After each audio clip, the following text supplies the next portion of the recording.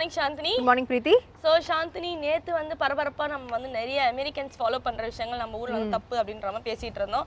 So இன்னைக்கு என்ன பண்ண போகிறோம் பார்த்தீங்கன்னா, ஒன்றும் இல்லை, அதே தான் திருப்பி பேச போகிறோம். ரெடியாக இருக்கீங்களா? இதுக்கு தான் இவ்வளோ பில்டப்பா? சரி, ஓகே. பில்டப் பெருசாக இருந்தாலும் புது டாபிக் நினச்சிட்டேன். சரி, ஓகே தான். ஓகே, அதே டாபிக் பற்றி பேசலாம். வியூவர்ஸ் வெல்கம் பண்ணிடலாமா? பண்ணிடலாம். நேயர்கள் அனைவருக்கும் புத்தம் புது காலை வணக்கம்.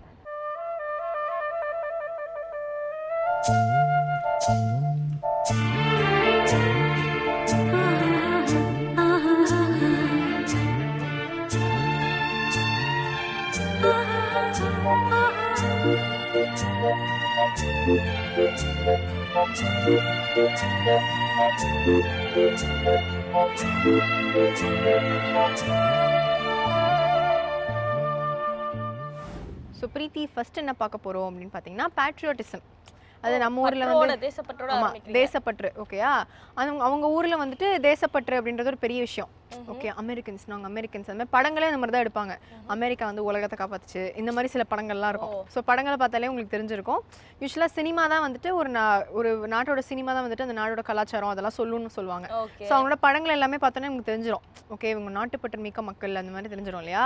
பட் மற்ற நாட்டில் நிறைய நாடுகளில் பார்த்தீங்கன்னா வந்து அது ஒன்றும் பெரிய விஷயம் இல்லையே, அதெல்லாம் ஒரு சாதாரணமான விஷயம் தானே அப்படின்ற மாதிரி. குறிப்பாக யூரோப்பியன்ஸ்லாம் பார்த்தீங்கன்னா அவ்வளோ நாட்டு ரொம்ப அப்படியே நாட்டுக்காக உயிரை கொடுத்துடணும், நாட்டுக்காக இந்த அவங்க நாட்டை காப்பாற்றிட்டு உலகத்தையே காப்பாற்றணும், அந்த மாதிரி ஒரு ரொம்ப சோஷியலிசம் பார்க்குற நாடுகள் வந்து ரொம்ப கம்மி நம்ம வேர்ல்டில்.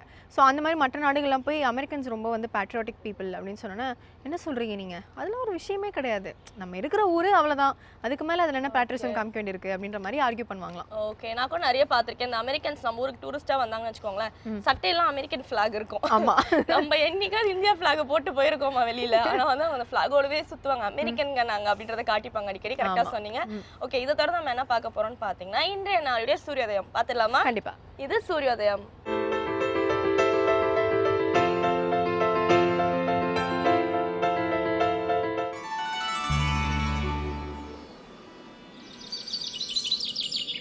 இன்று 12/3/2016 சனிக்கிழமை, மன்மத வருடம் மாசி மாதம் 29ஆம் தேதி. இன்று சூரியோதயம் 6:23 ராகு காலம் காலை 9 மணி முதல் 10:30 மணி வரை.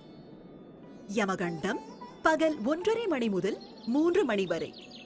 குளிகன் காலை 6 மணி முதல் 7:30 மணி வரை. திதி சதுர்த்தி. நட்சத்திரம் மாலை 5:21 வரை அஸ்வினி, பிறகு பரணி. சுபவோரைகள் காலை 7 மணி முதல் 8 மணி வரை, 10 மணி முதல் 1 மணி வரை, பகல் 2 மணி முதல் 3 மணி வரை, மாலை 5 மணி முதல் 6 மணி வரை. யோகம் சித்த யோகம். சந்திராஷ்டமம் கன்னிராசிக்கு. சாந்துமா, நம்ம அடுத்து என்ன பார்க்க போறோம்னா உனக்கு ரொம்பவே தேவைப்படுற டாபிக். என்னது அப்படின்னா லேட்டா வர்றது. ஹை, அதாவது அது சொல்ல டைமுக்கு வராம நண்பர்களை துன்புறுத்துவாங்க பாத்தீங்களா, இந்த மாதிரி நண்பிகள். அந்த வேலையெல்லாம் அமெரிக்கன்ஸ் நிறைய செய்வாங்க. ஷூட்டிங் எனக்கு லேட்டா வந்திருக்கேன், நான் ப்ரொடியூசரை கேட்டு பாரு. ஆமா ஆமா, அது பேமெண்ட் போயிடும்ல, அதனால வந்துடுறேன். ஸோ வந்து அமெரிக்கன்ஸ் என்ன பண்ணுவாங்க, எப்பவுமே லேட்டா வரது ஒரு ஃபேஷன் நினைச்சுப்பாங்களாம். அமெரிக்கா மை கண்ட்ரியா? எனக்கு வந்து கொஞ்சம் நிறைய ஒர்க் இருந்துச்சு, ஸோ ஐம் சாரி அப்படிலாம் சொல்லி எக்ஸ்கியூஸ் நிறைய கொடுப்பாங்க லேட்டா வந்துட்டு. ஆனா ஜெர்மன்ல நீங்க வந்து ஒருத்தங்கிட்ட வாக்கு கொடுத்தீங்கன்னா, நான் தான் 3 மணிக்கு உங்க வீட்டுல இருப்பேன், ஒரு ஃபங்க்ஷனுக்கு வரேன் அப்படின்னு சொல்லிட்டாங்கன்னா 3 மணிக்கு இருந்தே ஆகணும். இல்லைன்னா ஒரு கொலை குத்தத்துக்கு அளவுக்கு அது கருதுவாங்களாம். ஒரு பெரிய பிரச்சனையே பண்ணுவாங்களாம், சொன்ன டைமுக்கு இவங்க வரலன்னு சொல்லி ரொம்ப பெரிய இஷ்யூவா ஆக்கிடுவாங்களாம் அதை. ஸோ அந்த மாதிரி நிறைய ஊர்ல பங்க்சுவலா இருக்கணும்ன்ற மாதிரி பாக்குறாங்க. ஆனா நம்ம அமெரிக்கன்ஸ் பார்த்தீங்கன்னா ஜாலியா உங்களை மாதிரி இருக்காங்க. என்ன மாதிரி இருக்காங்களா? நான் அப்பயே சொல்லல அமெரிக்கா இஸ் மை கண்ட்ரி அப்படின்ற மாதிரி. ஆக்சுவலி சில்லி அந்த மாதிரி ஒரு சில நாடுகள் வந்து ஒரு சில குறிப்பிட்ட ஊர்களில் மட்டும் அந்த கலாச்சாரம் இருக்கான். லேட்டாக வருது அப்படின்றது ஒரு இது. இப்போ 8:30க்கு சாப்பாடு, குறிப்பாக சாப்பாட்டுக்கு கூப்பிட்றாங்க அப்படின்னா வந்துட்டு அலைஞ்சிட்டு போய் 8:15க்கே பந்தி எங்கன்னு தேடக்கூடாது. அது நம்மள மாதிரி ஆளுங்க. 8:30 கூப்பிட்றாங்கன்னா ஒரு 8:45 8:50 அந்த மாதிரி லேட்டாக போயிட்டு, இல்லைங்க லைட்டாக கொஞ்சம் டிராஃபிக் ஆயிடுச்சு, கொஞ்சம் லேட் ஆயிடுச்சு அப்படின்னு தான் போய் சொல்லிட்டு அப்புறமா உட்காந்து சாப்பிடணுமா. என்ன நினச்சிப்பாங்க அப்படின்னா, இன்னும் ரொம்ப அலைஞ்சாங்க குடும்பமாக இருக்குது, சோறு வந்து 8:30 மணிக்கு போடுறோன்னா 8:15க்கு வந்து உட்காருது பாருது அப்படின்னு நினச்சிருவாங்க அப்படின்னு சொல்லிட்டு. ஓகே, இதோட நம்ம என்ன பார்க்க போகிறோம் அப்படின்னா அபிராமி அந்தாதியிலேருந்து ஒரு பாடல் மற்றும் விளக்கத்தோட இயற்கை மேகம் ஸ்ரீனிவாசன் அவர்கள் காத்துட்ருக்காரு. பார்த்துடலாமா? பார்த்துடலாம். இது அபிராமி அந்தாதி.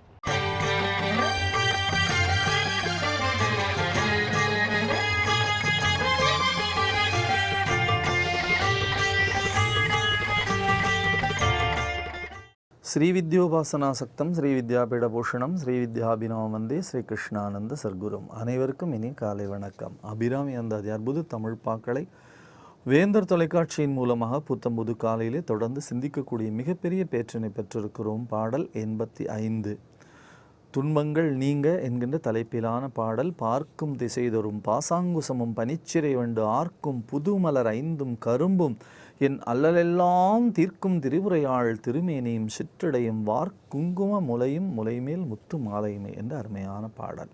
துன்பங்கள் தீர வேண்டும், அதுதான் ஒவ்வொருவருடைய பிரார்த்தனை. துன்பமில்லாத மனிதன் இல்லை. அழகாக ஒரு கதை சொல்லுவார்கள். துன்பமே இல்லாத வாழ்க்கை வேண்டும் என்று புத்தரிடத்திலே போய் ஒருவன் கேட்டான்.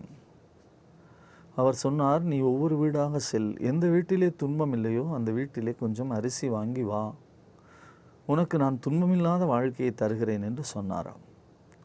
அவன் ஒவ்வொரு வீட்டினுடைய படியாக ஏறி ஏறி இறங்குகின்றான். ஒவ்வொருவரும் ஒவ்வொரு வகையான துன்பங்களை சொல்லிக்கொண்டே இருக்கிறார்கள். சலித்து போய் புத்தரிடத்திலே வந்தான். புத்தர் சொன்னார், துன்பமில்லாத வாழ்க்கை என்பது சாத்தியமில்லாத விஷயம். ஆகையினாலே துன்பத்தை நீ ஏற்றுக்கொள், சகித்துக்கொள் என்று சொன்னாராம். ஆனால் நம்முடைய அபிராமி அந்தாதி இருக்கிறதே, இதனுடைய முயற்சி என்ன, இதனுடைய பலன் என்ன? துன்பங்கள் நீங்க வேண்டும், துன்பமில்லாத வாழ்க்கை வர வேண்டும், துன்பமில்லாத வாழ்க்கை நாம் வாழ வேண்டும். மிக அழகாக உறுதிபடச் சொன்னார் அப்பர் பெருமான்.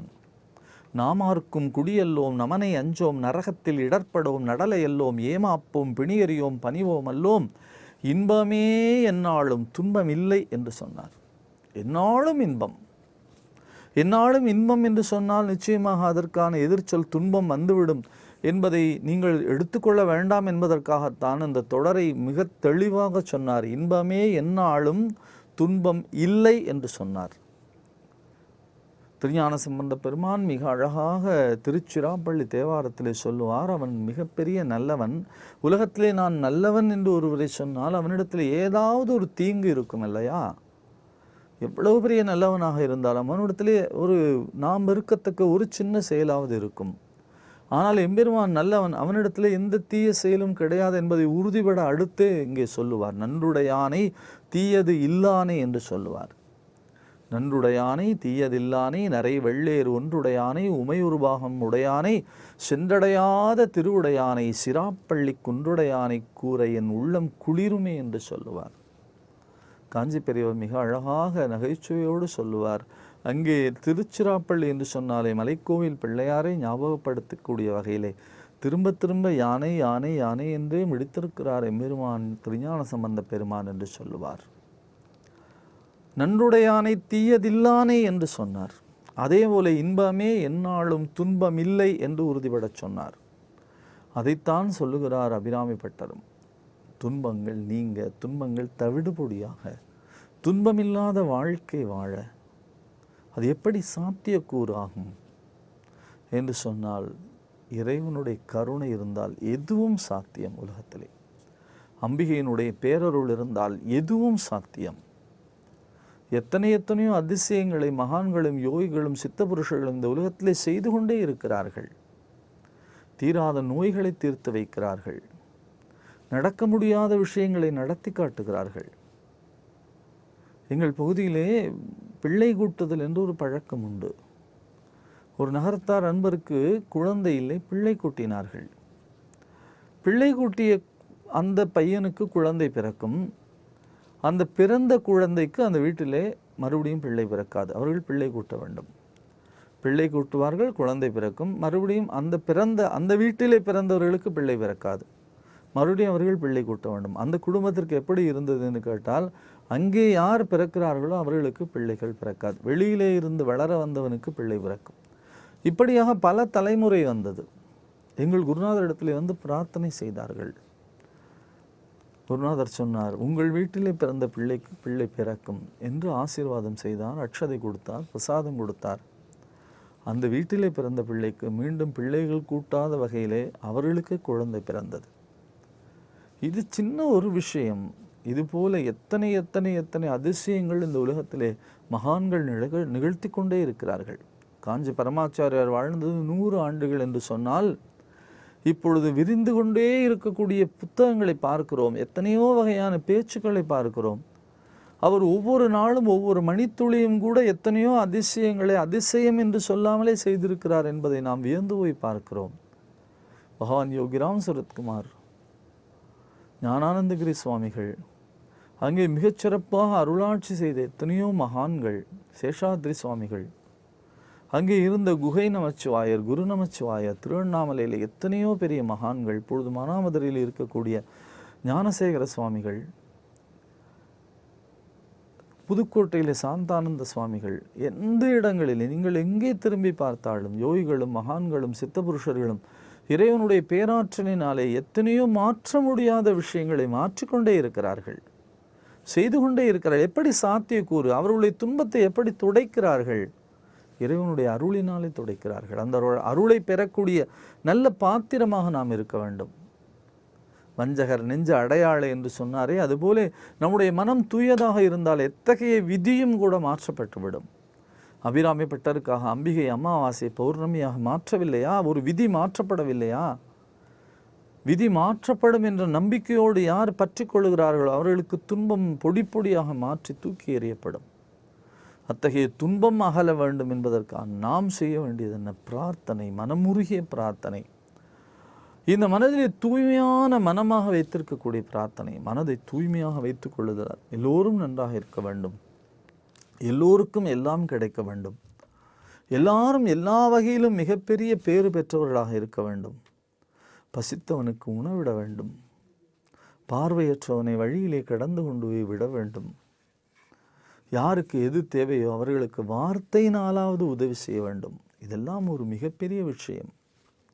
பாரதி சொல்லுவானே, நிதி மிகுந்தவர் பொற்குவை தாரீர், நிதி குறைந்தவர் காசுகள் தாரீர், ஆண்மையாளர் உழைப்பினை நல்கீர், அதுவும் மற்றவர் வாய்ச்சொல் அருளீர் என்று சொன்னான். ஏன்? நம்மாலே எது செய்ய முடியுமோ அதை செய்ய வேண்டும். நிறைய செல்வம் இருக்கிறதா? ஏழைகளுக்கு தர வேண்டும்.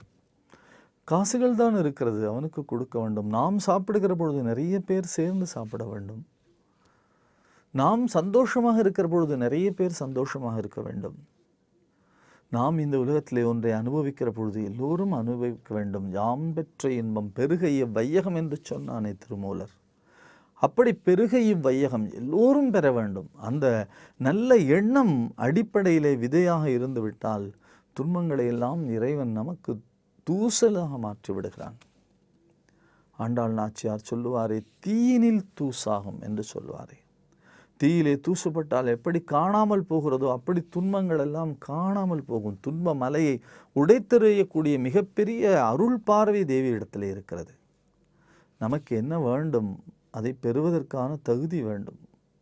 நம்முடைய மனதிலே இரக்கம், நம்முடைய மனதிலே கருணை, நம்முடைய மனதிலே அன்பு, நம்முடைய மனதிலே எல்லோரும் நன்றாக வாழ வேண்டும் என்ற மிக உயர்ந்த சிந்தனை இருந்து விட்டது என்று சொன்னால், இடும்பைக்கு இடும்பை படுப்பர், இடும்பைக்கு இடும்பை படாதவர் என்று சொல்லுவாரே வள்ளுவர். அந்த வகையிலே துன்பத்திற்கே துன்பம் தரக்கூடிய மிகப்பெரிய உன்னத நிலையை அடையலாம். அப்படி துன்பத்திற்கு துன்பம் தரக்கூடியவர்களாக எப்படி மாற முடியும்? நாம் தேவியினுடைய பக்தர்களாக, தேவியை இடையறாது சிந்திப்பவர்களாக, அல்லும் பகலும் அனவரதம் என்று சொன்னார்களே அப்படியாக, இரவும் பகலும் இறைஞ்ச வல்லார் என்று சொன்னாரே அப்படியாக நம்முடைய மனம் முழுமையாக பராசக்தியின் பாதங்களிலே ஈடுபட்டு கொண்டே இருக்க வேண்டும். அப்படி ஈடுபட்டு கொண்டே இருக்கக்கூடிய மிகப்பெரிய மகோன்னதமான வாழ்க்கையை நாம் கெட்டியாக பிடித்து கொள்ள வேண்டும். அப்படி வந்துவிட்ட என்று சொன்னால் துன்பம் இருக்கிறதே, அது துவண்டு போகும். இவனை ஒன்றும் செய்ய முடியாது. இவன் தேவியினுடைய பக்தனாக இருக்கிறான், தேவியினுடைய பேரருளை பெற்றவனாக இருக்கிறான். இவனுக்கு வரக்கூடிய துன்பத்தை நாம் துன்பம் தராமல் எப்படி விலக்கிக் கொள்ளலாம் என்று நவக்கிரகங்கள் கூட யோசிக்கும். வேயுறு தோழிவங்கன் விடமுண்ட கண்டன் மிக நல்ல வீணை தடவி மாசரு திங்கள் கங்கை முடிமேல் அணிந்து என் உளமே புகுந்த அதனால் ஞாயிறு திங்கள் செவ்வாய் புதன் வியாழன் வெள்ளி சனி பாம்பிரண்டும் உடனே ஆசரு நல்ல நல்ல அவை நல்ல நல்ல அடியாரவர்க்கு மிகவே என்று ஞானசம்பந்த பெருமான் கோளறு பதிகத்தை பாடினாரே, அதுபோல ஆசரு நல்ல நல்ல அவை நல்ல நல்ல அடியார் அவருக்கு மிகவே. நல்ல நல்ல அடியாராக இருக்க வேண்டும். கோள்களும் நல்ல நல்லவையாக மாறிப்போய்விடும். இவன் எந்நாளும் இறைபக்தியோடு இருக்கிறான், இவனை நாம் எந்த வகையும் துன்பப்படுத்த வேண்டிய அவசியமில்லை என்று சொல்லி நவக்கிரகங்களே மகிழ்ந்து நம்மை நிச்சயமாக துன்பமில்லாத வாழ்க்கைக்கு கொண்டு சேர்த்துவிடும்.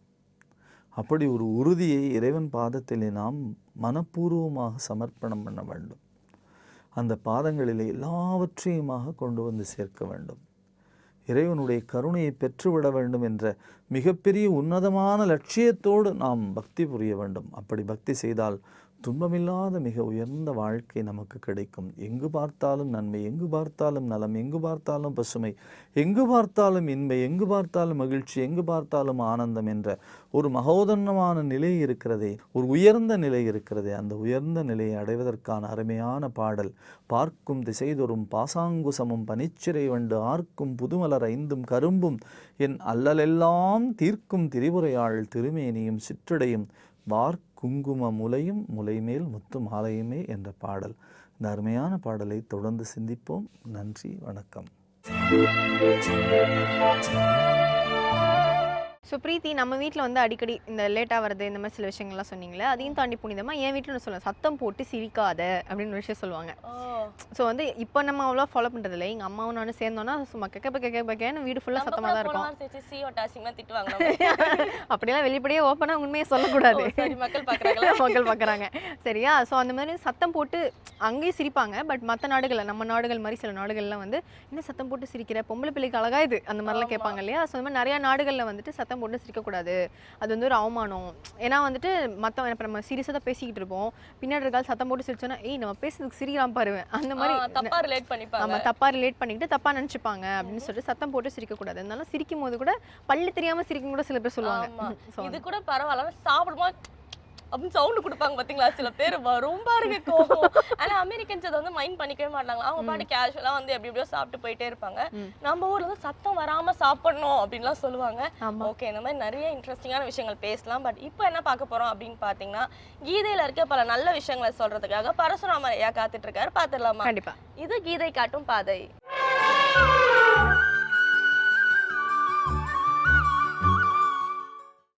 வசுதேவ சுதம் தேவம் கம்ச சாணூர மர்தனம் தேவகி பரமானந்தம் கிருஷ்ணம் வந்தே ஜெகத்குரு.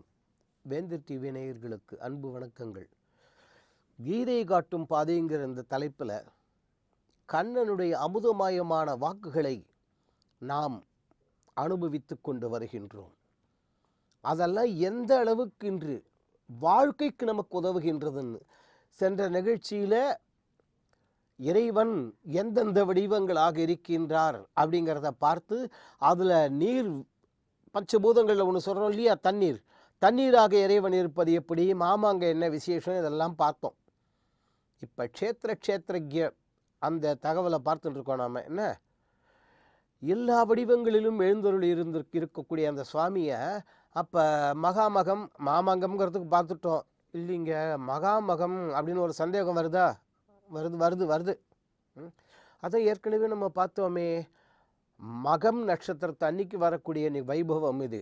அதுவும் 12 வருஷத்துக்கு ஒரு தடவை இப்படி நிகழ்வதால் மகாமகம். அது புரியலைங்க இன்னும் கொஞ்சம். அது ஏன் 12 வருஷத்துக்கு ஒரு தடவை அப்படி வாங்க நானா? சார், இதுதான் நம்ம முன்னோர்களை நினச்சா பயமாக இருக்குது, நெட்டுங்கிறது. 12 வருஷத்துக்கு முன்னாடி உங்கள் ஃபோட்டோ எடுத்தீங்க இல்லையா, நீங்கள் வேணால் செக் பண்ணி பாருங்க. 12 ஆண்டுகளுக்கு முன்னால் எடுத்த நம்முடைய புகைப்படத்தை எடுத்து இப்பொழுது பார்த்தால் முழுவதுமாக மாறி இருக்கும். 12 வருஷத்துக்கு ஒரு தடவை. சரி, புகைப்படத்தை விட்டுருங்கோ. உங்கள் விஞ்ஞானம் இன்னும் அழகாக சொல்லுதியா, 12 ஆண்டுகளுக்கு ஒரு முறை மனிதனுடைய உடம்பில் இருக்கக்கூடிய ரத்தம் செல்ஸ் எல்லாம் வேற சொல்கிறீங்களே, அது முழுவதுமாக அடியோடு மாறி போய் வேற தான் வந்திருக்கும். உங்கள் விஞ்ஞானம் இன்றைக்கி சொன்னது தாயா. இன்றைக்கி நம்ம பாட்டம் பூட்டெல்லாம் 12 வருஷத்துக்கு ஒரு தடவை 12 வருஷத்துக்கு ஒரு தடவைன்னாங்க. கோவில்களில் 12 ஆண்டுகளுக்கு ஒரு முறை கும்பாபிஷேக வைபவம் செய்வதற்கும் இதுதான் காரணம். இப்போ தெரியறதா? ஆகவே க்ஷேத்திரம் என்பது உடம்பு, க்ஷேத்திரஜன் என்பவன் உள்ளே உரையும் சுவாமி. இதை நக்கீரர் திருமுருகாற்றுப்படையில் ரொம்ப அழகாக சொல்வார். பெரும் பெயர் இய உள். இன்னும் எளிமையாக வேணுங்கிறாளா? சரி, அருணகிரிநாதர்கிட்ட போயிடலாம், நமக்கு என்ன கவலை. முத்தித்தரு பத்தி திருநகை அத்திக்கிரி சக்தி சரவண. இல்லை, பாட்டை ஃபுல்லாக போட போகிறதில்ல. அந்த திருப்புகழில் பத்தற்கிற தத்தை கடவிய பச்சை புயல் மெச்ச தகு பொருள் வற்றத்தோடு ரட்சி தருள்வதும் ஒரு நாளே. ஆகா என்னெல்லாம் வாக்கு. அருணகிரிநாதர் அங்கே சொல்கிறார், ஏதோ ஒரு அர்ஜுனன், ஏதோ ஒரு கிருஷ்ணன் அங்கே உட்காந்து ஓட்டின் போனாருன்னு நினச்சி ஏமாந்து போயிடாதீங்கோ, ஏமாந்து போயிடக்கூடாது. அந்த அர்ஜுனன் என்பது நம் ஆன்மா, நம் ஆன்மா, தெரியுதா? பரவாசுதேவன் கண்ணன் என்பது தெய்வம். உள்ளே உட்கார்ந்து கொண்டு அந்த தெய்வம் நம்மை கடவுகின்றது. கடவுதல் என்ற சொல்லுக்கே செலுத்துதல் என்பது பொருள். செலுத்துறது. உள்ளே உட்கார்ந்து கொண்டு அது நம்மை கடவுவதால் கடவுள் கடவுள் கடவுள் கடவுள் கடவுள் கடவுள்னு வந்தது. அதை நாம் உணர முடியுமே தவிர சொல்ல முடியாது. அதனால்தான் வள்ளுவர் தமிழ் அவருக்கு வார்த்தைக்கா பஞ்சம்.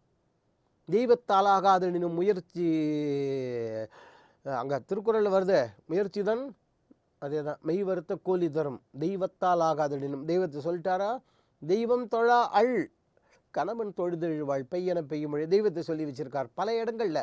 ஆனால் எந்த ஒரு இடத்திலும் மறந்து போய் கூட கடவுள் என்ற சொல்லை வள்ளுவர் உபயோகப்படுத்தவே இல்லை. திருக்குறள் எடுத்து படித்து பாருங்க, கடவுளுங்கிற சொல்ல இருக்காது. காரணம், தெய்வத்தை அனுபவிக்கலாம், சொல்ல முடியும், ஓரளவு விவரிக்க முடியும். ஆனால் கடவுளை இங்கே ஆத்ம அனுபவம் அடைகின்றோம் அல்லவா, அதை அனுபவிக்கலாமே தவிர சொல்ல முடியாது. இல்லைங்க, நாங்கள் ஒத்துக்க முடியலைங்க அப்படின்னு நீங்கள் சொன்னீங்கன்னா, வாங்க நமக்குள்ளே என்ன ஓப்பனாக பேசிப்போன்னா, இந்த திருப்பதி லட்டு சொல்லும்பொழுது அங்கே பாரியா தண்ணி ஊறுது, இவ்வளோ பெருசு. இல்லை ஓசில் தான் கொடுத்தாங்க எனக்கு, ஆளுக்கு ஒன்று உள்ளே தள்ளிட்டோம். லட்டு எப்படி இருந்தது? பிரமாதம் சார். இல்லை லட்டு எப்படி இருந்ததுன்னு, டேஸ்டி சார். இல்லை லட்டு எப்படி இருந்தது? அப்படியா சொல்கிறீங்களா இல்லையா?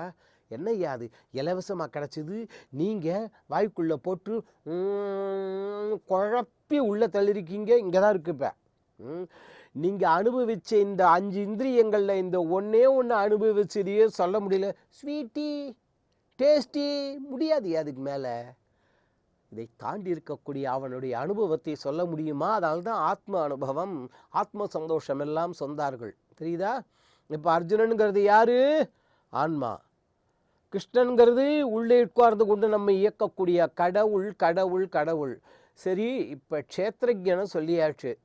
அப்போ க்ஷேத்திரம் அப்படிங்கிறது எது? இந்த உடம்பு தான் ஐயா. ஆக ஆக இதைத்தான் மகான்கள்லாம் ரொம்ப அழகாக சொல்லுவார்கள். அந்த குதிரை இருக்க, 2 குதிரை பிடிச்சிக்கிறீங்கள, 2 குதிரை எது? இன்றைய தகவல் மிகவும் முக்கியமானது. இதை மட்டும் மனசில் பதிய வச்சுட்டா கூட போதும். தெரியுதா? விளையாட்டு இல்லை பகவத்கீதை என்பது. இதெல்லாம் தெரியுதா? கூர்மையை கேளுங்க. ரெட்டை மாட்டு வண்டி, ஒரு சந்தேகம் வந்திருக்கும் இவ்வளவு நேரமே. உடம்புக்கு அறிவு கிடையாது. என்ன சொல்கிறீங்க? சில பேருக்கு இங்கே இல்லைடா அப்படின்றீங்களா? அதெல்லாம் வேண்டாம், என்ன ஒதுக்கலாம்.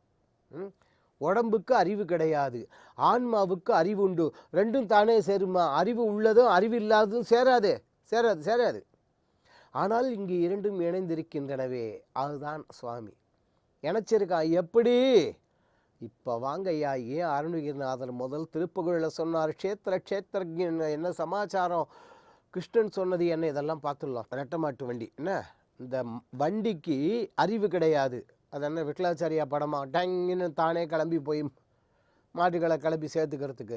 மாட்டுக்கு அறிவு உண்டு, ஆனால் அது தானே வந்து இந்த வண்டியிடம்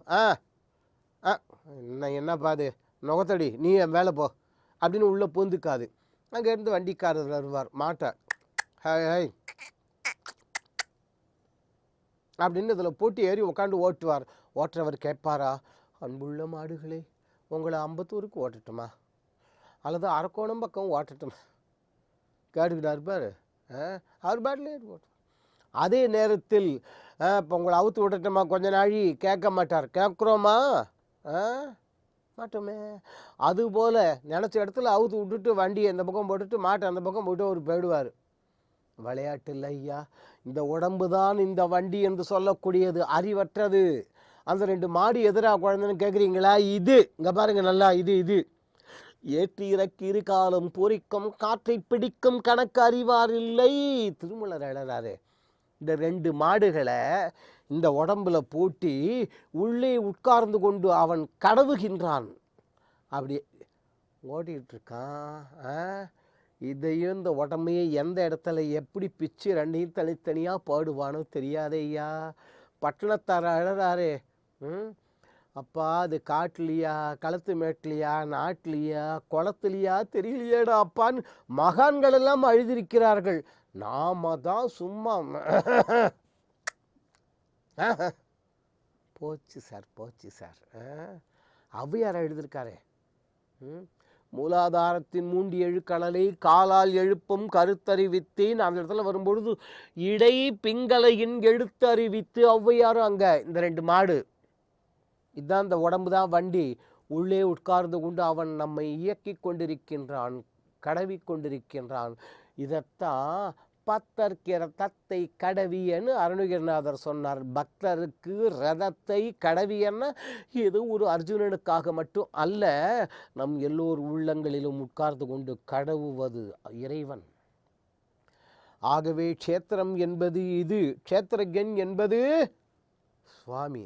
அதே போல க்ஷேத்திரம் என்பது தண்ணீர், அதை உள்ளே உட்கார்ந்து கொண்டு இருப்பது இறைவன்.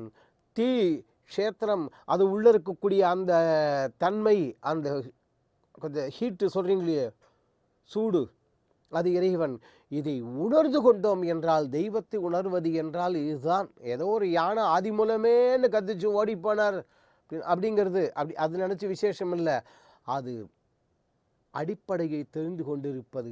இதுபோல இந்த க்ஷேத்திரம் என்பது என்ன, க்ஷேத்திரஜன் என்பது என்ன என்கின்ற விவரத்தை பார்த்தோம்.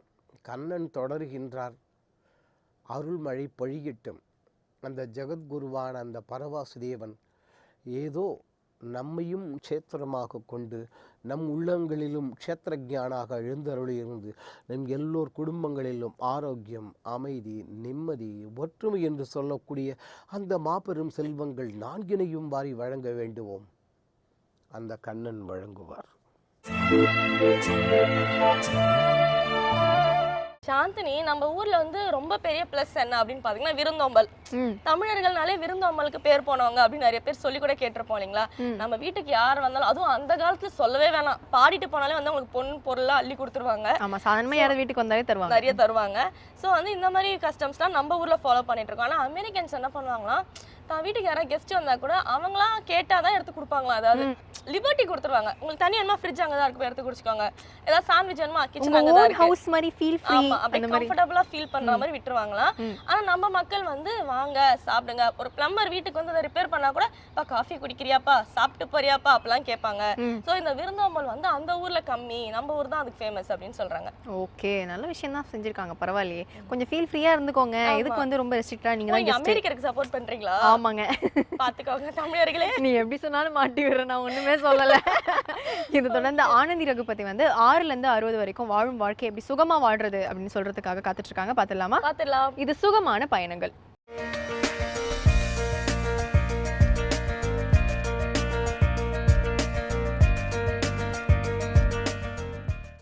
வேந்தர் டிவி நேயர்களுக்கு வணக்கம். சுகமான பயணங்கள் அப்படிங்கிற செக்மெண்ட்டில் நிறையா சுவாரஸ்யமான விஷயங்களை பேசிகிட்டு இருக்கோம். கர்ப்ப காலத்தில் ஆரம்பித்து குழந்தைங்களை வளர்த்துற முறையிலேருந்து நம்ம டே டு டே லைஃப்பில் ஒரு ஹஸ்பண்ட் அண்ட் ஒய்ஃபாக என்ன ரோல் ப்ளே பண்ணாலும் சரி, அம்மா பொண்ணு அப்பா பொண்ணு, எந்த மாதிரி இன்ட்ரெஸ்டிங்காக நம்மளோட லைஃப்பை மாற்றிக்கலாம், அதுக்கு நம்ம என்ன சேஞ்ச் பண்ணிக்கணும் அப்படிங்கிற விஷயத்த பேசிகிட்டு இருக்கோம். பதட்டம் இல்லாமல் நிதானமாக இருக்கணும், எந்த நேரத்துலையும் யாரையும் குறை சொல்லாமல் இருக்கணும். நிறைய நேரத்தில் நான் சொல்கிறது, ஒருத்தரை பற்றி குறை சொல்கிறோம் அப்படின்னா அந்த குறைகள் நம்மக்கிட்ட இருக்குது அப்படிங்கிறது தான் வெளிப்படையான உண்மை. ஸோ எந்த நேரத்துலையும் அடுத்தவங்கள என்ன பண்ணாலும் அது ஒரு காரியமாக இருக்கும், ஒரு காரணமாக இருக்கும், அதுக்கு பின்னாடி அவங்களோட சூழ்நிலையாக இருக்கும் அப்படிங்கிறத அனலைஸ் பண்ணுங்கள். இது ஜென்ரலாக கர்ப்ப காலத்தில் வர மதர்ஸ்கிட்டையும் சொல்கிறதும் சரி, மற்ற வெளியிடங்களில் பேசும்போது இதை தான் நாங்கள் ப்ரையாரிட்டைஸ் பண்ணுவோம். குறை சொல்கிறது தயவுசெய்து லைஃப்பில் வேண்டாம். சின்ன சின்ன இடங்களில் சின்ன சின்ன விஷயம் பண்ணும்போதும் கூட அடுத்தவங்களை அப்ரிஷியேட் பண்ணுறது எப்படி. நான் வந்து ஒரு ஒரு ஸ்கூல்லேருந்து ஒரு மெசேஜ் எனக்கு அடிக்கடி வரும். ஃபார் எக்ஸாம்பிள், என்னோடய குழந்தை இப்போ ஸ்கூலுக்கு லேட்டாக போனால் அந்த ஸ்கூல்லேருந்து என்ன மெசேஜ் வரும் அப்படின்னா, இன்றைக்கி லேட்டாக வந்தான் அப்படிங்கிற மாதிரி சொல்ல மாட்டாங்க. நாளைக்கு உங்கள் குழந்தைய சீக்கிரமாக அனுப்பிச்சி வைங்க அப்படின்னு மட்டும்தான் போடுவாங்க. அதுலேருந்து தெரிஞ்சுக்கலாம் நம்ம என்ன கரெக்ட் பண்ணணும் அப்படிங்கிறது. இந்த விஷயத்தை வந்து நான் எல்லா நேரத்துலையும் எல்லா இடத்துலையும் உபயோகிக்கணும் அப்படின்னு நினச்சிப்பேன். யதார்த்தமாக ஒரு காய்கடைக்காரரை பார்ப்போம் நாங்கள். அவர் வந்து ஒரு கருகாப்பில் வேணும் அப்படின்னு என்னை கேட்டோன்னா, இன்றைக்கி தீந்துருச்சு இல்லை அப்படிங்கிறத சொல்லவே மாட்டார். ரொம்ப அழகாக என்ன சொல்லுவார்னா, நாளைக்கு வாங்கிக்கலாமே அப்படின்னு மட்டும்தான் சொல்லுவார். இது இவரோட ஹேபிட்டா இல்லை என்னென்னு செக் பண்ணோம் அப்படிங்கிறக்காக நான் நிறைய நேரத்தில் கடையில் என்ன இல்லையோ அதை வந்து கேட்டு பார்ப்பேன். இது இருக்குங்களா அப்படின்னு கேட்டால் இல்லைங்கிற வார்த்தை மட்டும் அவர்கிட்டேருந்து வரவே வராது. ரொம்ப தெளிவாக சொல்லுவார், நாளைக்கு வாங்கிக்கலாம் அப்படின்னு சொல்லிட்டு சொல்லுவார். இந்த மாதிரி எல்லாத்துக்கிட்டையும் நிறைய கேரக்டர்ஸ் இன்ட்ரெஸ்டிங்காக இருக்கும். இதையெல்லாம் கண்டுபிடிக்கணும் அப்படின்னு நான் நிறைய நேரத்தில் நினைப்பேன். எல்லாரும் எல்லாத்தையும் ப்ளஸ்ஸோடு இருக்க முடியாது. நம்ம சின்ன சின்னதாக நம்மளை மீட் பண்ணுற பர்சன் கிட்ட நம்ம தினப்படி இருக்கிற விஷயங்களை எந்த மாற்றிக்கலாம், எது நல்ல விஷயங்களை எடுத்துக்கலாம் அப்படிங்கிறது. எப்போ நல்ல விஷயம் அடுத்தவங்ககிட்ட இருக்கிற ஒரு ப்ளஸ் தெரியும் அப்படின்னா நம்மக்கிட்ட முதல்ல மாற்றம் ஃபஸ்ட்டு வரணும் அப்படின்னு நினைக்கிற மைண்ட் செட் இருக்கணும். அடுத்த விஷயம் என்னடா கண்டுபிடிக்கலாம் அப்படிங்கிற ஒரு தேடல் இருக்கணும். அது குறையாக இருக்கக்கூடாது. நிறைவான விஷயம் என்ன அவங்கக்கிட்ட இருந்து பார்க்கலாம் அப்படின்னு சொல்லிட்டு இந்த மாதிரி நிறையா இன்ட்ரெஸ்டிங் ஃபேக்ட்ஸை பேசும்போது எனக்கு அடிக்கடி ஞாபகம் வருது என்னென்னா, எங்கள் கிளாஸ்க்கு வந்து ஒருத்தர் வந்துகிட்டே இருப்பாங்க. ஆரம்பத்தில் முதல் நாள் 2 நாள் 3வது நாள் பார்க்கும்போது அவங்ககிட்ட ஒரு பெரிய சேஞ்சஸ்லாம் இல்லை. நான் அடிக்கடி சொல்லுவேன், இந்த வாரம் ஒரு அசைன்மெண்ட் கொடுக்குறோம் அப்படின்னா அடுத்த வாரம் வரும்போது கொஞ்சமாவது அதை பற்றி கவனிச்சிருக்கீங்க, அதில் ஒரு சின்ன விஷயத்த பண்ணிட்டு வர்றீங்க அப்படின்னா அந்த கிளாஸில் இருங்க, இல்லாட்டி இருக்க வேண்டாம் அப்படின்னு சொல்லுவேன். ஸோ மாற்றம் கொஞ்சமாவது முயற்சி பண்ணிட்டு வாங்க, தினப்படி வராது, கொஞ்சம் நாளில் வரும் அப்படின்னு சொல்லி. இப்படி வர்ற ஒரு லேடி பார்த்திங்கன்னா, ஒரு நாள் வந்தாங்க, 2வது நாள் வந்தாங்க, 3வது நாளும் அவங்க ரொம்ப அமைதியாக ரொம்ப இறுக்கமான முகத்தோடவே இருக்கிறாங்க அப்படிங்கிறத நான் புரிஞ்சுக்கிட்டேன். ஸோ அவங்க லைஃப்பில் என்ன நடந்திருக்கும் அப்படின்னு கேட்கணும் அப்படின்னு பர்சனலாக கூப்பிட்டு பேசும்போது அவங்க ஹஸ்பண்ட் வந்து எந்த நேரத்துலையுமே நீ மட்டும்தான் கன்சீவ் ஆகுறியா, நீ மட்டும்தான் உலகத்துலேயே வந்து கர்ப்பமாக இருக்கிற மாதிரி ஆக்ட் பண்ணாத, எல்லாரும் நான் பார்த்துருக்கேன், எனக்கு 2 சிஸ்டர்ஸ் இருக்காங்க, எங்கள் அம்மாலாம் எல்லாம் குழந்தை பெற்றுக்கலையா, ஏன் இப்படி வந்து எந்த நேரமும் அப்படியே இப்படி இருக்க, என்னமோ நீ மட்டும்தான் பண்ணுற மாதிரி அப்படின்னு சொல்லிட்டு டார்ச்சர் பண்ணுறாருன்னு சொன்னாங்க. இது அந்த பொண்ணுன்னு இல்லை, நிறைய பேர்த்து லைஃப்பில் நிறையா நேரத்தில் நான் கேட்குறது உண்டு. ஒரு பாசமாக வந்து எப்போ இல்லாட்டியும் சரி கர்ப்ப காலத்தில் கொஞ்சம் அவங்கள சந்தோஷமாக வச்சுக்கோங்க அப்படிங்கிறது என்னோடய ரொம்ப கைண்ட் ரெக்வெஸ்ட். அந்த பொண்ணுக்கிட்ட சரி நான் அவங்க ஹஸ்பண்டை பேசணும் அப்படின்னு சொன்னேன். சில நேரத்தில் வந்து நிறைய லேடிஸ்கிட்டேயே மிஸ்டேக் இருக்கும். ஹஸ்பண்டை தப்புன்னு நான் சொல்லவே மாட்டேன்.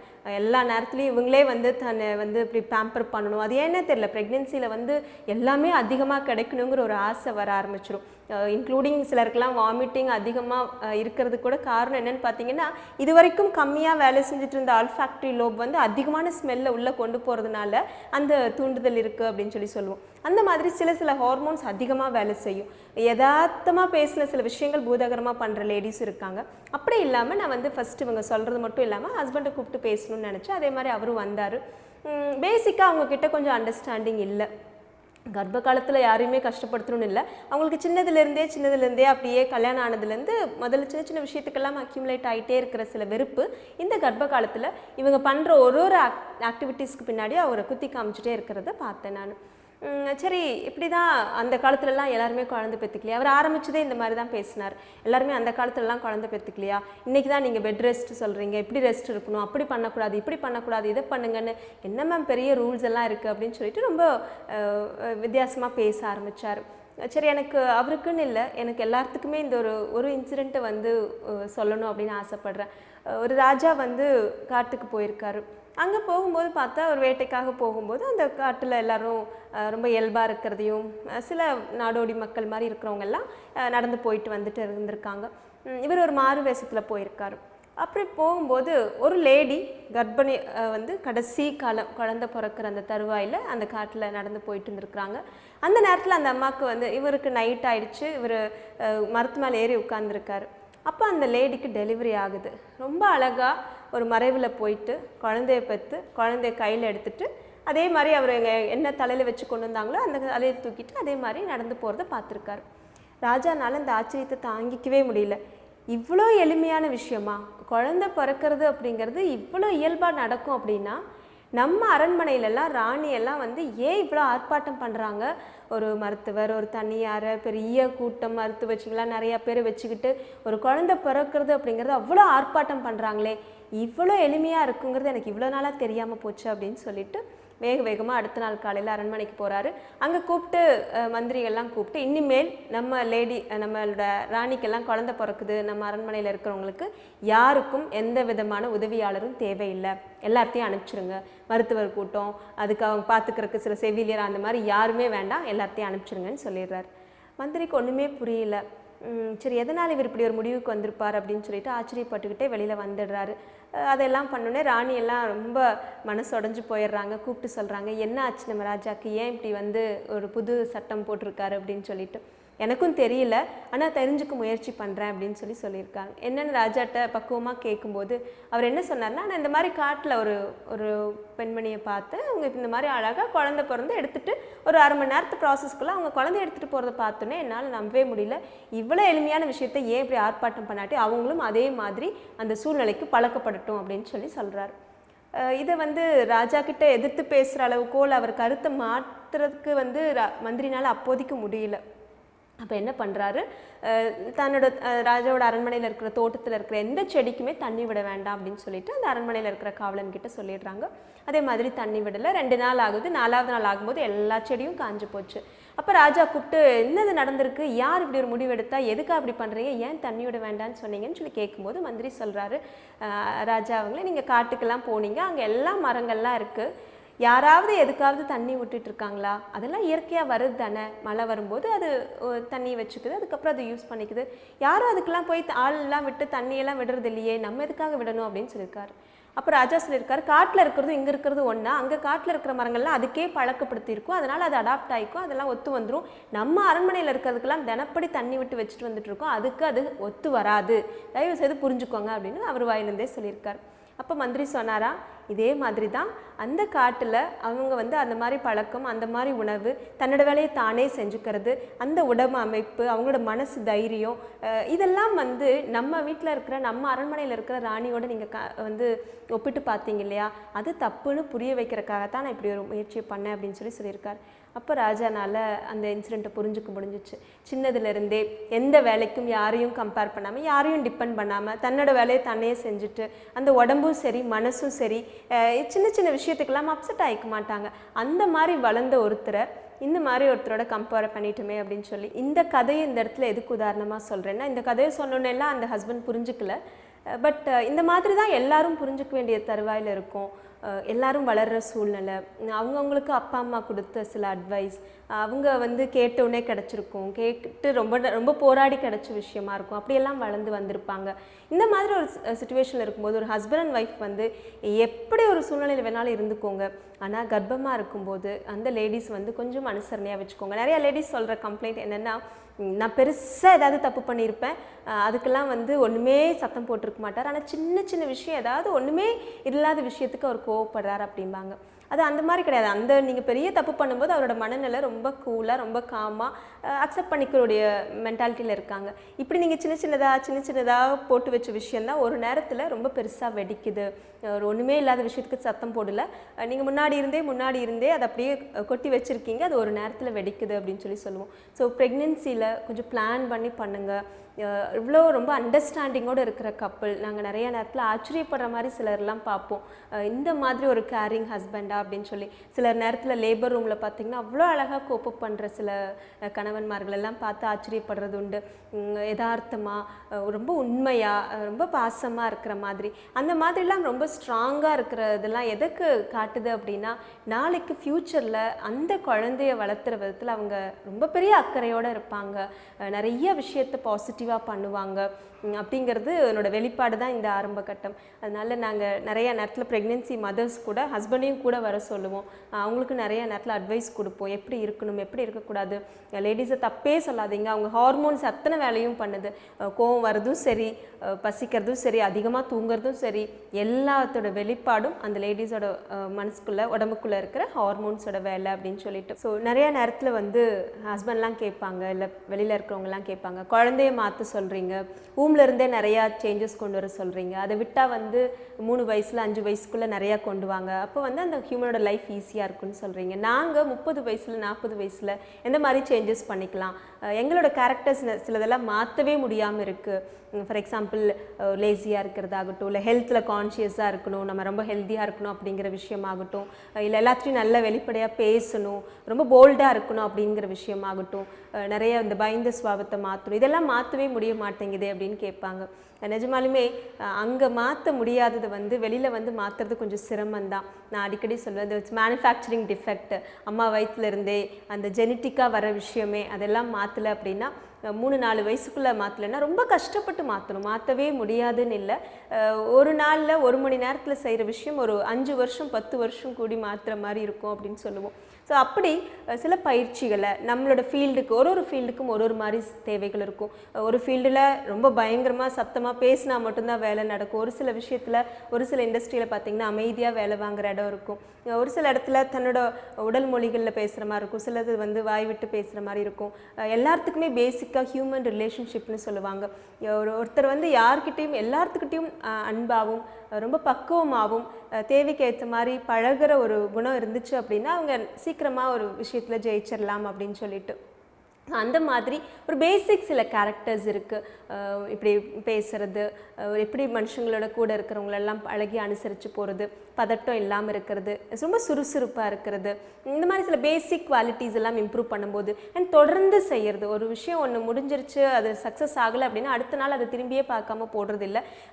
விளையாட்டாக எங்கள் டாக்டர் ஒருத்தர் சொல்லுவாங்க, 1000 நாள் 1000 days 2.25 வருஷம் ஒரு விரதம் மாதிரி ஒரு விஷயத்தை செய்கிறீங்க, தினப்படி செய்கிறீங்க, அது உங்களுக்கு கொடுத்த எந்த ஒரு வேலையாக இருக்கலாம், அதில் நீங்கள் சக்ஸஸ் பண்ணலை, 1001வது நாள் நீங்கள் சக்ஸஸ் பண்ணலை அப்படின்னா அந்த விஷயம் உங்களுக்கு செட் ஆகாது அப்படின்னு சொல்லிட்டு. ஸோ அந்த மாதிரி ஒரு விரதம் மாதிரி ஒரு தவம் மாதிரி சில விஷயங்களை செஞ்சு பார்க்கலாம். அப்படி மாற்றங்களை கொண்டு வந்தோம் அப்படின்னு சொன்னால் கண்டிப்பாக என்றைக்குமே மாறாத விஷயம் கூட மாறிடும். இந்த மாதிரி நிறையா தகவல்களோட உங்களை மறுபடியும் அடுத்த சுகமான பயணங்களில் சந்திக்க வரேன். அது வரைக்கும் நன்றி.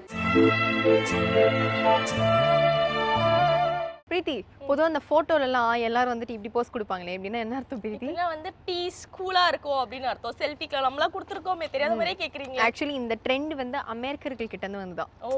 ஓகேயா? ஆக்சுவலி வந்து அமெரிக்கர்கள் வந்து இப்படி காட்டினா பீஸ், இப்படி காட்டினா வயலன்ஸ் அப்படின்னு அர்த்தம். ஓ ஆமா. ஆனா வந்து அது அப்படியே யூரோப்பியன்ஸ் வந்து உல்டா உலகத்தை கண்டுபிடிச்சிருக்காங்க. ஆமா, அது அப்படியே வந்து இவங்க அதாவது யூரோப்பியன்ஸ்க்கு வந்து அப்படியே ஆப்போசிட். அதாவது நம்ம ஃபேஸ்ல இருந்து பாம் வந்துட்டு இந்த பக்கம் ஃபேஸ் பண்ணியிருந்தா இதான் பீஸா, அப்படி தடவை இப்படி திருப்பிட்டோம் அப்படின்னா ஏய் என்ன வயலன்ஸ் அந்த மாதிரி கேட்பாங்களாம். ஸோ அதனால அமெரிக்கர்களுக்கும் யூரோப்பியன்ஸ்க்கும் இப்படி ஒரு கான்ஃப்ளிக்ட் இருக்கான். ஸோ நிறைய நாடுகளில் அமெரிக்கர்கள் முக்கால்வாசி நம்ம அமெரிக்கர்கள் தான் ஃபாலோ பண்ணுறோம், அது வேற விஷயம். பட் ஸ்டில் நிறைய பேருக்கு இந்த குழப்பம் இருக்குது, எந்த விரல காமிக்கிறது, நம்ம விரல காமிக்காம சும்மாவே ஆமாம் சும்மா நம்ம இழிச்சிருவோம் பேசாமல் ஃபோட்டோக்கு அப்படின்ற மாதிரி.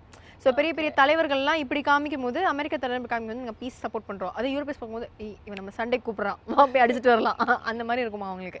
ஸோ இந்த மாதிரி நிறைய கான்ஃப்ளிக்ஸ் இருந்தாலும் கிரியேட் ஆகுது அப்படின்றாங்க. ஓகே, ஸோ வந்து 2 விரல்களே உலகத்தில் இருக்க பெரிய வார்களுக்கு இதுவே காரணமாக அமைஞ்சிரும் போல. எனக்கு பொறுத்த வரைக்கும் வீரா வந்து விக்டரி வேந்தர் இந்த மாதிரி சொல்வீங்கன்னு நினைச்சேன். இருந்தாலும் பரவாயில்ல சாந்தினி, கொஞ்சம் சம்பளத்தை தூக்கி கொடுங்க நிஜமா, ரொம்ப கஷ்டப்படுது இந்த புள்ள. ஓகே, லாவல்ல காரியம் முடிஞ்சிருச்சு. அடுத்து நம்ம என்ன பார்க்க போறோம் அப்படின்னு பார்த்தீங்கன்னா, இன்றைய 12 ராசிக்கான பலனை சொல்றதுக்காக யதார்த்த ஜோதிடர் செல்வி காத்துட்டு இருக்காரு. பார்த்துடலாமா? பார்த்துலாம். இது யோகம் நல்ல யோகம்.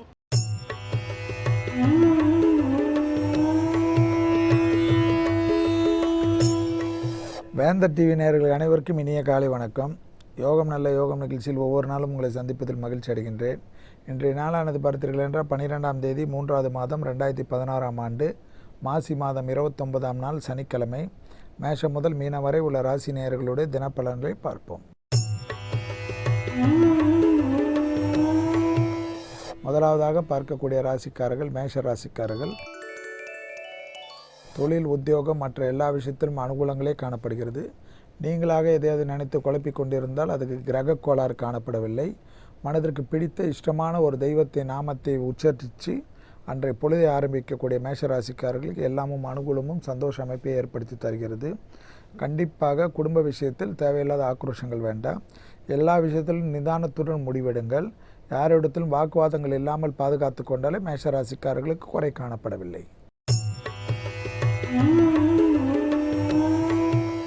அடுத்ததாக பார்க்கக்கூடிய ராசிக்காரர்கள் ரிஷப ராசிக்காரர்கள். கண்டிப்பாக குடும்பத்தில் உள்ள பெரியவர்களுடைய, அதாவது மூத்தார் சகோதர சகோதரிகள் விஷயத்தில் சிறிது கவனமாக இருங்கள். அவர்களுடைய தேக ஆரோக்கியத்தில் மிக மிக கவனமாக இருப்பது பல விதத்தில் நன்மையும் அனுகூலமும். அவர்களுடன் சிறு வாக்குவாதங்கள் மொத்த நிம்மதியும் கெடுத்து விடலாம். உத்தியோகத்திலோ தொழில் அமைப்பிலோ வெளிவட்டாரத்தில் சென்று விட்டு வருவதிலோ குறைபாடு காணப்படவில்லை. தலை சுற்றல் போன்ற பிரச்சனை உள்ள ரிஷபராசிக்காரர்கள் இன்று சிறிது கவனமாக இருப்பதே நன்மை தரும். அடுத்ததாக பார்க்கக்கூடிய ராசிக்காரர்கள் மிதுன ராசிக்காரர்கள். மிதுன ராசிக்காரர்களுக்கு வார்த்தைகள் விஷயத்தில் மிக மிக கவனமாக இருந்தால் மற்ற விஷயங்கள்லாம் அனுகூலத்தே காணப்படுகிறது. லாபமும் அனுகூலமும் காணப்படுகிறது. நீண்ட நாட்களாக கொடுக்கல் விஷயத்தில் இருந்த மிதுன ராசிக்காரர்கள் அந்த கொடுக்கல் போன்ற விஷயத்தை உடனடியாக முடித்து விடுவது பல விதத்தில் ஏற்றத்தையும் அனுகூலத்தையும் ஏற்படுத்தி தரும். தொட்டது தொடங்கக்கூடிய காலகட்டமாக காணப்படுகிறது. எதிர்பார்க்காத இடத்திலிருந்து நல்ல செய்தி வருவதுடன் லாபத்தின் அளவு பன்மடங்காக உயர்வதனால் பூமியாலோ அல்லது மற்ற தனிப்பட்ட விஷயத்திலோ கனிமங்கள் போன்ற விஷயத்தில் ஈடுபடுபவர்களுக்கு மிகப்பெரிய யோகத்தையும் அனுகூலத்தையும் திடீரென்று அதிர்ஷ்டத்தால் ஏற்படுத்தலாம்.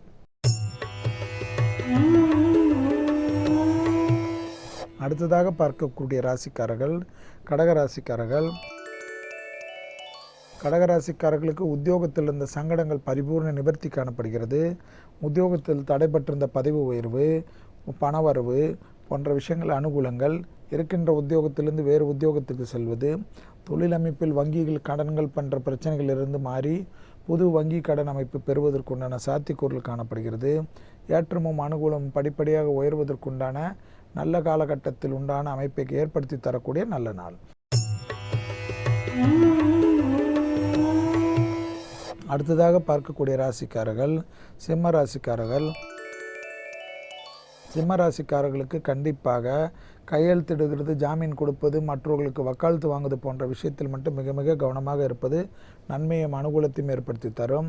தேக ஆரோக்கியத்தில் மிக மிக முக்கியமாக பாரம்பரியமாக உள்ள நோய் உபத்திரத்தில் மிக கவனமாக இருப்பது நன்மை தரும். தந்தை வழி ஒரு விஷயத்தில் உங்களுக்கும் சிறு வாக்குவாதங்கள் கூட மொத்த நிம்மதியும் குடும்பத்தில் கெடுத்து விடுவதற்குண்டான சூழ்நிலை காணப்படுகிறது. கூடா நட்பு கேடு விளையும் என்பதை நினைவில் வைத்து கொண்டாலே சிம்ம ராசிக்காரர்களுக்கு குறை வராது.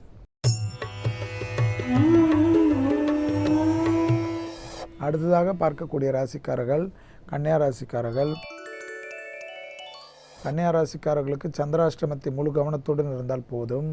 பூமி சம்பந்தப்பட்ட விஷயத்தில் கையெழுத்திடுவதோ அட்வான்ஸ் செய்வதோ விற்பது வாங்குவது போன்ற விஷயத்தில் மிக மிக நிதானத்துடன் இருப்பதும், மண்ணால் மிகப்பெரிய ஆதாயங்கள் இல்லாமல் திடீரென்ற பிரச்சனைகள் ஏற்படுவதற்குண்டான அவசரத்தனத்தை இல்லாமல் இருந்தாலே கன்னிராசிக்காரர்களுக்கு இன்று நன்மையும் அனுகூலங்கள் காணப்படுகிறது. உத்தியோகத்திலோ தொழில் அமைப்பிலோ பயணங்களிலோ எந்தவித குறைபாடும் காணப்படவில்லை. மனசஞ்சலங்கள் திடீரென்று ஏற்படுவதனால் நல்ல நண்பர்களோ நல்ல உறவினர்களிடத்திலோ சாதாரண வாக்குவாதங்கள் பெரும் பிரச்சனையை ஏற்படுத்தலாம்.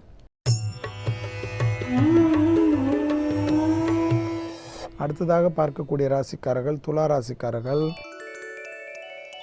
வெளிவட்டாரம், உத்தியோகம், தொழில் அமைப்பில் மிக கவனமாக இருப்பது நன்மை ஏற்படுத்தி தரும். வீட்டில் இருக்கின்றவர்கள் இல்லாமல், குடும்பஸ்திரிகள் இல்லாமல் வெளிவட்டாரத்தில் உத்தியோகத்தில் தொழில் அமைப்பில் இருப்பவர்கள் மட்டும் மிக மிக கவனமாக இருப்பது பல விதத்தில் அனுகூலத்தையும் ஏற்படுத்தி தரும். திடீரென்று நீங்கள் செய்த அத்தனை புத்திசாலித்தனமான அமைப்புக்கு முடிவுக்கு வருவதுடன் மனமும் தேகமும் ஒத்துழைக்காமல் இருக்கிறதுக்கு உண்டான அமைப்பை ஏற்படுத்தி தரும். இனம் புரியாத பயமே உங்களுக்கு பெரும் அளவு பிரச்சனையும் சங்கடத்தையும் ஏற்படுத்தலாம். அடுத்ததாக பார்க்கக்கூடிய ராசிக்காரர்கள் விருச்சிக ராசிக்காரர்கள். விருச்சிக ராசிக்காரர்களுக்கு மிகப்பெரிய ஏற்றம், அனுகூலங்கள். எதிரிகள் பலம் முறியடிக்கப்படுகிறது.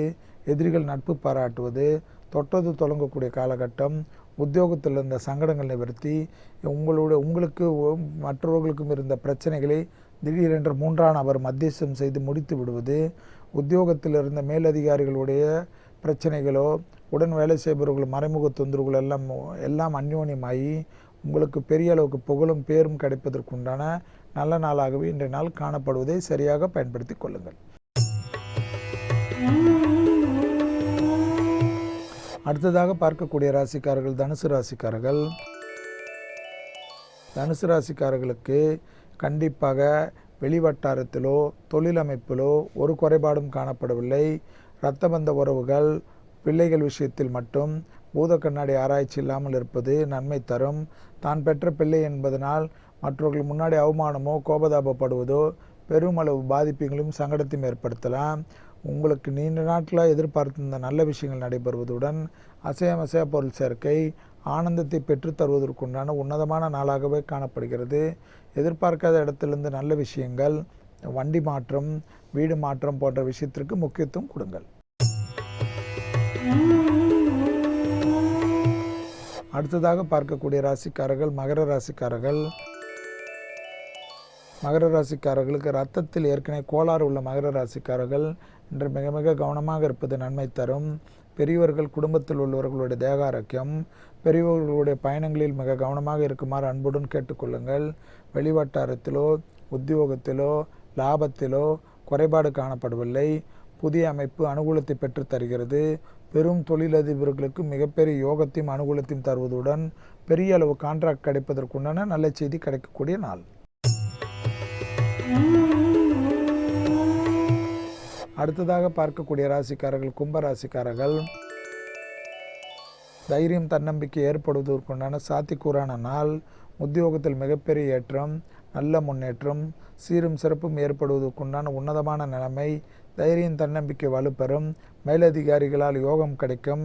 திடீர் அதிர்ஷ்டம், திடீர் பணவரவு, வண்டி வாகன மாற்றத்துக்குண்டான முயற்சிகள், திடீரென்று தேக ஆரோக்கியத்தில் மிக அதிக அக்கறை எடுத்துக்கொள்ளக்கூடிய நல்ல நாளாகவே இன்றைய நாள் காணப்படுவதை சரியாக பயன்படுத்தி கொள்வது உங்களுடைய புத்திசாலித்தனமான அமைப்பு.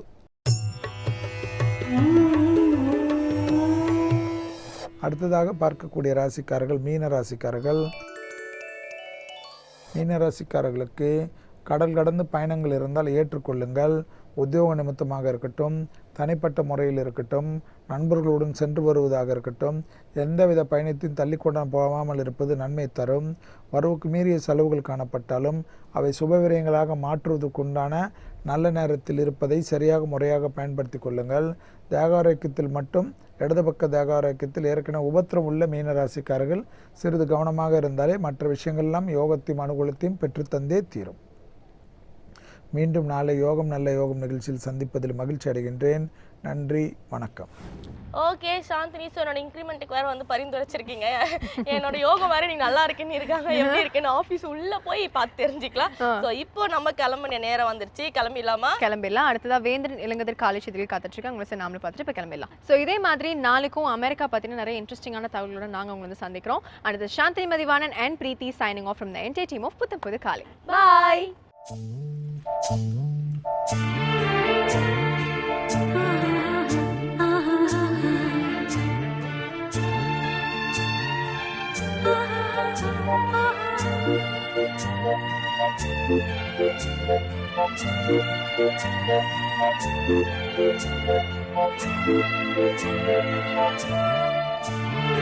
Thank you.